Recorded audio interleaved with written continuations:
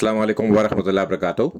آج ہم بات کریں گے کہ بغیر وضو کے اذان دی جا سکتی ہے یا نہیں۔ اس زمین پر ہم 4 حدیثیں لائیں مصنف ابن ابی شیبہ سے، اور اس میں جو کتاب کا نام ہے وہ ہے اذان کا بیان۔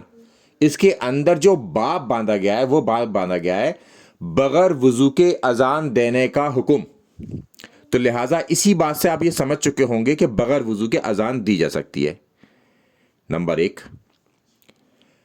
نمبر 2، اب ہم اس بات کو ثابت کرنے کے لیے 4 حدیثیں لاتے ہیں مصنف ابن ابی شیبہ سے، اور اس میں پہلی حدیث ہے کہ حضرت ابراہیم نخعی فرماتے ہیں کہ اس بات میں کوئی حرج نہیں کہ مؤذن بغیر وضو کے اذان دے پھر اتر کر وضو کر لے، نمبر 1۔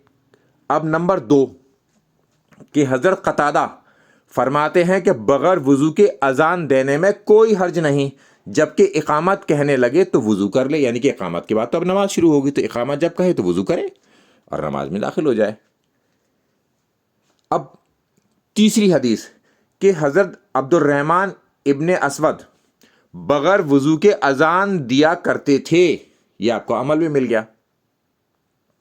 پھر اس کے بعد ایک آخری حدیث پہ چلتے ہیں کہ حضرت حسن فرماتے ہیں کہ بغیر وضو کے اذان دینے میں کوئی حرج نہیں، البتہ اقامت کہے تو پاک ہونا ضروری ہے اس کا۔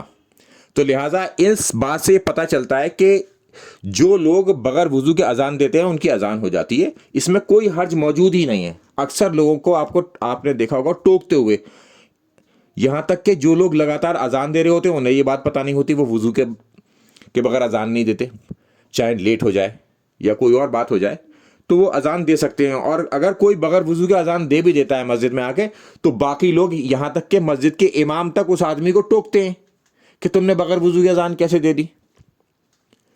تو لہٰذا یہ مسئلہ ہر عام اور خاص کو پتہ ہونا چاہیے، کیونکہ ہر آدمی کو اذان دینا آنا چاہیے مسجد میں، یا کہیں پر بھی جب وہ نماز پڑھے تو اذان دینی آنی چاہیے، اسے یہ بات پتہ ہونی چاہیے بغیر وضو کے اذان دی جا سکتی ہے۔ اذان جو شرط ہے، وہ وضو جو شرط ہے وہ نماز کے لیے شرط ہے، تو جس چیز کے لیے شرط ہے اس میں ضروری ہے وضو، جس چیز کے لیے شرط نہیں ہے اس میں ضروری نہیں ہے۔ کسی کا وضو ہے تو بھی دے سکتا ہے اذان، کسی کا وضو نہیں ہے تو بھی دے سکتا ہے اذان۔